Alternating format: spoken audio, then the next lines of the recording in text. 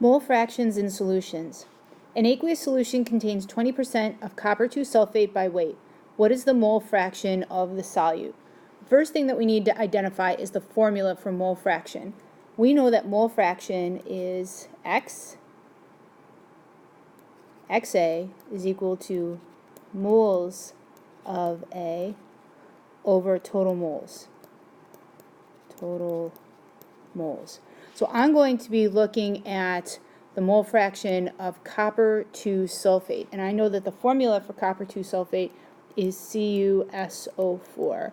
And one of the things that I'm ultimately going to have to do here is get the gram formula mass. And I'll save us some time, and I will tell us that the gram formula mass of CuSO4 is 160 grams. So what I need to do here is first work with this percentage. So 20% of my solution is going to be CuSO4. I'm going to assume that 100% is my solution.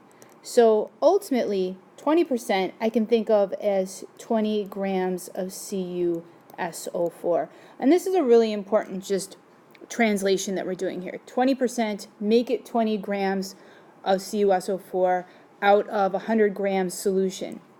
So to this 20 gram sample of CuSO4, I'm going to convert that into moles. I told you that the gram formula mass of CuSO4 is 160 grams is equal to 1 mole. And if I work that out, that is roughly around 0.125 moles of CuSO4. Now, if 20% of my aqueous solution is copper 2 sulfate, that must mean that the other 80% of my solution, or 80 grams, is going to be water. So the next thing I need to do is take my 80 grams of water and convert that into moles. So 1 mole of H2O is equal to 18 grams. That's an 18 grams of H2O. And if I work that out, I find that I have 4.444 moles of water. So now I have my moles of my solute. I have my moles of my solvent, because they tell us it's our aqueous solution. So now I need to figure out my mole fraction. Well, we want the mole fraction of copper 2 sulfate. So I'm going to put that on top. So 0.125 moles of copper 2 sulfate, CuSO4, is going to go on top. And then remember, I want total moles on the bottom.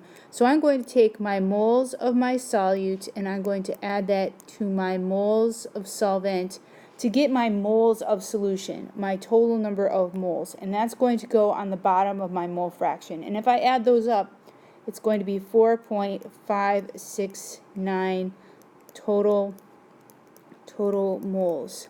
So when I work this out, I find that I have a mole fraction of 0.027. And remember, there's no units on mole fraction. So again, I look at this and I have the moles of my solute, which is what I specifically want, identified here up at the top. Pay attention. Sometimes it might ask for the mole fraction of the solvent. My total moles on the bottom, and I have my mole fraction of 0.027. And that is how you figure out mole fractions in solution.